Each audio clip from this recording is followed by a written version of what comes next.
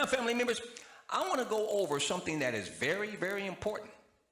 Whether or not you want to admit it, whether or not you want to acknowledge it or not, that's not the issue. The issue is whether or not it is reality.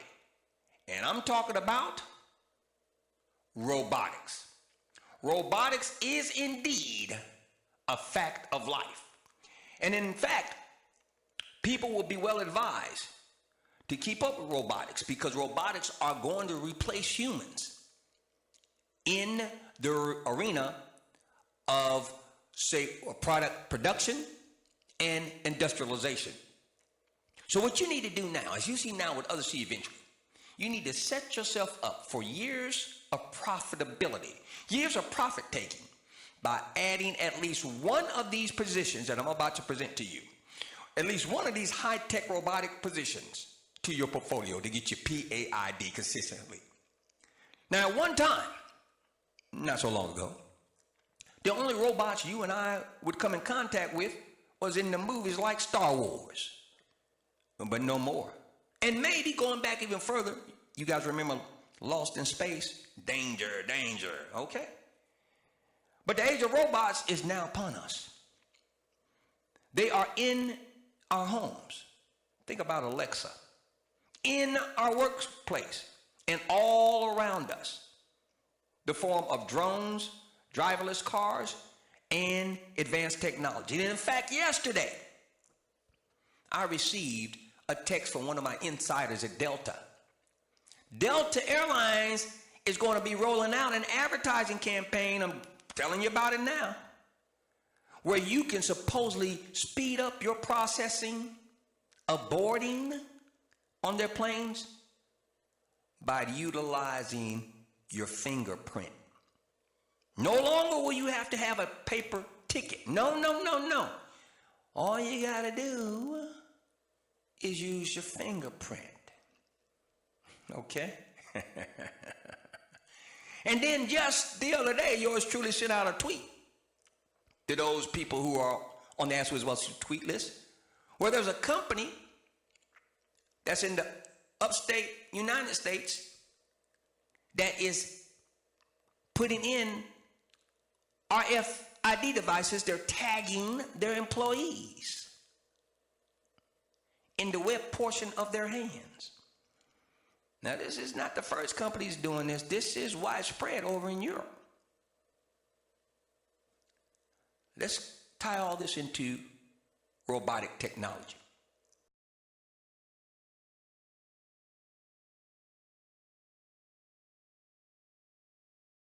It's about to become the first in the U.S. to offer microchip implants to its employees. You heard that right. Microchip implants under the skin. Josh Rosenthal joins us live from just up the hall to explain this. He's in the building with us right now. Josh, what's this all about? That's right. So, Lindsay, just outside of the studio here, we've got a few of these vending machines. Now, we all know how these work, right? You walk up, you put your dollar in, you get your bag of chips. Well, as I learned today, these machines are quickly becoming very old-fashioned, and in fact, just how old-fashioned may surprise you. At 3 Square Market in River Falls, a team of programmers designed software for break room markets, like this one. Believe it or not, this is the reason they're about to do this to more than 50 of their employees. It's the next thing that's inevitably going to happen, and we want to be a part of it. The concept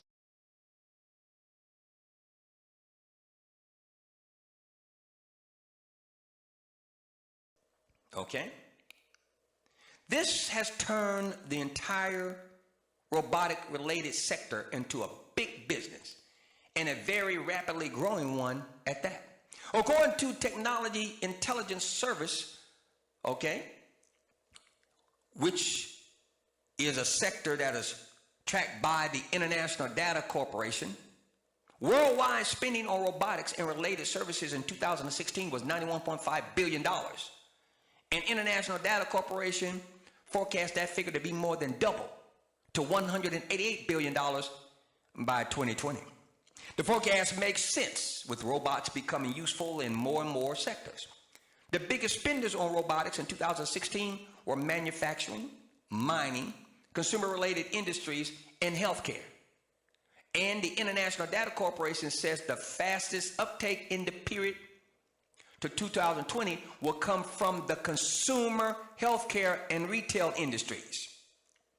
Now, the advance of the robots is being made possible by progress in technologies like big data, deep learning, aka AI, aka artificial intelligence, graphic processing units, and machine vision.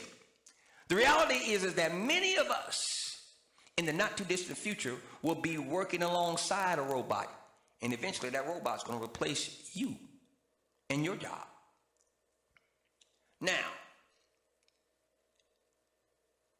at the end of the day, what we see occurring is a situation, well, where the term cobot will be used very, very interchangeably, okay?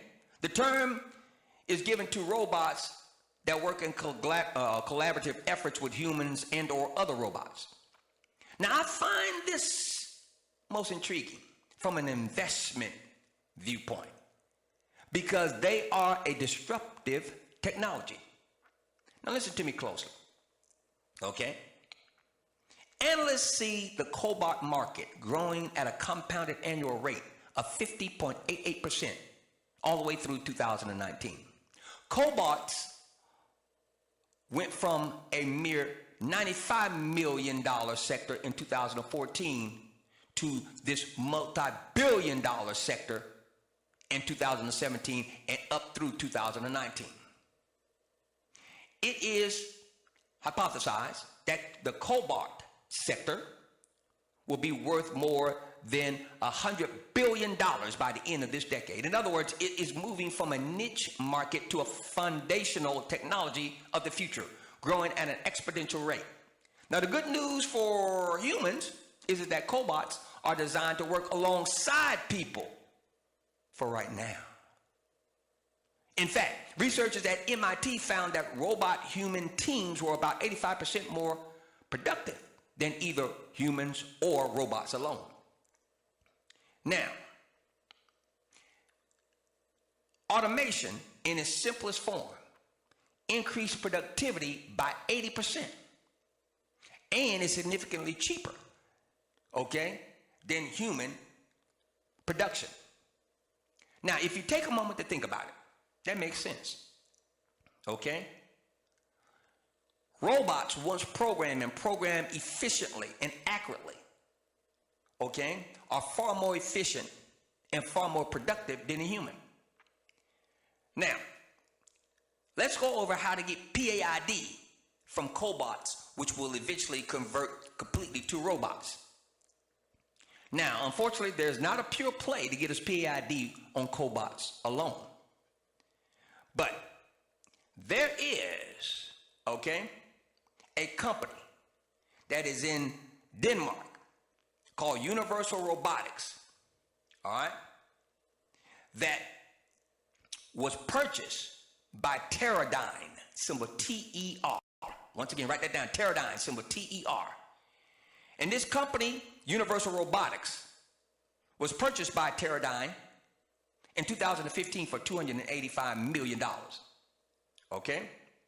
Now, this company, Universal Robotics, was the first mover in the cobot space and is the leading collaborative robots business company at the moment. The company itself believes its technology is 2 or 3 years ahead of its nearest competition, okay? Now, this company, however, write this down, has major competition from a company called ABB,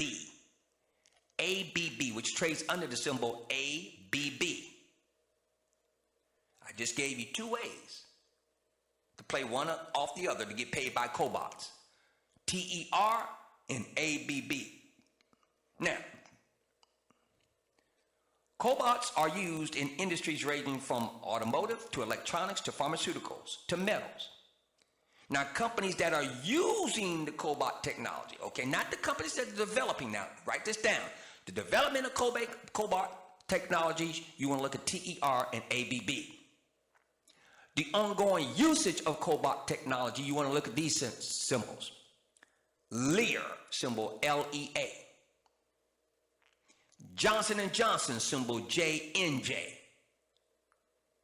to get your PAID. All right, Lear, symbol LEA, and Johnson & Johnson, symbol JNJ. Okay? Now,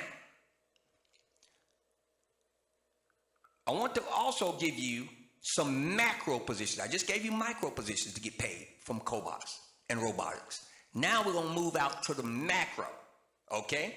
We're talking about 2 ETFs that will get you PAID from robotics. And Wealth Institute family members, you utilize our Ask the Wiz Wealth Institute holding strategy on the inside of these macro positions to get paid multiple times, okay? So please take copious notes. Keep it in mind, we're moving to our macro, which are our ETF positions, to get PAID from cobots. And you're going to utilize our Ask the Wiz Wealth Institute holding strategy to get paid multiple times. Remember, convergence, micro moves macro. Once again, convergence on the top 2 most heavily weighted positions, and you get paid multiple times. All right? Okay, here we go. Macro positions. Now, if you want more of a pure play on robotics, these 2 ETFs will fit the bill. They are the Robo Global Robotics and Automation ETF. The Robo Global Robotics and Automation ETF, symbol ROBO. Once again, ROBO. And the Global X Robotics and Artificial Intelligence ETF, symbol BOTZ. So that's ROBO and BOTZ. Now, both are good choices with all of the leading companies in the broad robotics field globally.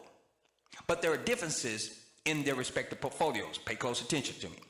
Now, one main difference between the 2 ETFs is that BOTZ is more concentrated.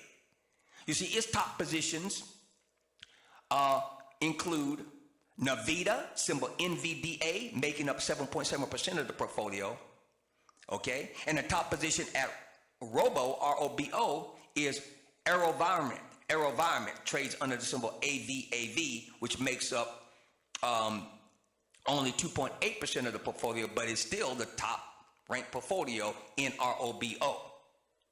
All right? Another important difference is that BOTZ has more overseas exposure, with North America accounting for only roughly 25% of the portfolio. So it gives you more of an international flavor to tap into the robotics industry. In contrast, ROBO has about 44% in North American companies. Okay? More of a domestic exposure to the robotic industry. Now, in both cases, the low North American exposure is due to the fact that many of the top robotic-related publicly traded firms come from Japan. Now, yours truly firmly believes that robotics is and will continue to be one of the best exponentially expanding and exponential growth industries that you, me, we, the Ask the Wiz Wealth Institute family, can take positions in and get PAID from. Make no doubt about it. Robots are here to stay, and they will get us PAID. Now, I need for you to get ready to take copious notes once again.